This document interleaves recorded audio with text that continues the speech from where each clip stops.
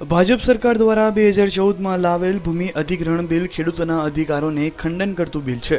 તેમજ હાલમાં એવી કંઈ પણ ઘટના નથી બની કે સરકાર દ્વારા કાયદાને બદલવો પડે, પણ આ ભાજપ સરકાર દ્વારા ચૂંટણી સમયે ઉદ્યોગપતિઓ પાસેથી લીધેલા ફંડના કારણે ઉદ્યોગપતિઓના ફાયદા માટે ખેડૂતોને નુકસાન પહોંચાડવાની આ કાયદાની બદલી કરવામાં આવે છે। તેમજ કોંગ્રેસ દ્વારા લાવેલ 2013નું ભૂમિ અધિગ્રહણ બિલને સમગ્ર દેશમાં તાત્કાલિક પાછું લાગુ કરવાની માંગ સાથે આજ રોજ જામનગર કોંગી આગેવાનો તેમજ કાર્યકરો દ્વારા ખેડૂતોને સાથે રાખી 4000 જેટલા પોસ્ટકાર્ડ ખેડૂતો પાસેથી લખાવી બળદગાડામાં બેસી રેલી કાઢી હતી। જામનગર ખાતે આવેલ પોસ્ટ ઓફિસે જે તમામ પોસ્ટકાર્ડ પોસ્ટ કર્યા હતા તેમજ આ તમામ પોસ્ટકાર્ડ રાષ્ટ્રપતિ પ્રણવ મુખર્જી પાસે પહોંચાડવા પોસ્ટ ઓફિસના ઉચ્ચ અધિકારીઓ પાસે માંગ કરવામાં આવી હતી।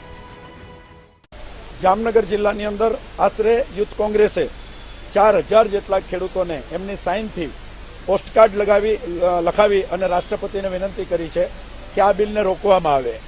એવું તો શું બની ગયું છે કે દેશની અંદર આ કાનૂન તાત્કાલિક બદલાવવો પડે છે અને એ પણ રાજ્યસભા અને લોકસભાના માધ્યમથી નહીં, વટહુકમના માધ્યમથી। જનતાની ચૂંટાયેલી સરકારે લોકસભા અને રાજ્યસભામાં ઓફિશિયલી ચર્ચા કરી બિલ પાસ કરી અને દેશનો કાનૂન બદલાવાનો હોય, જો બદલાવા જેવો હોય તો, પણ એવું તો કાંઈ થયું જ નથી આ દેશની અંદર કે આ કાનૂન બદલાવવો પડે, એટલે એમનો વિરોધ કરીએ છીએ। 2014માં જ્યારે ભાજપ સરકાર બહુમતીથી આવી ત્યારે આ બિલને સાઈડમાં કરી અને એક નવું બિલ જે ખેડૂતને રોજ આત્મહત્યા કરવા માટે મજબૂર કરે તેવું બિલ લાવવાનો પ્રયાસ અત્યારે ચાલુ છે।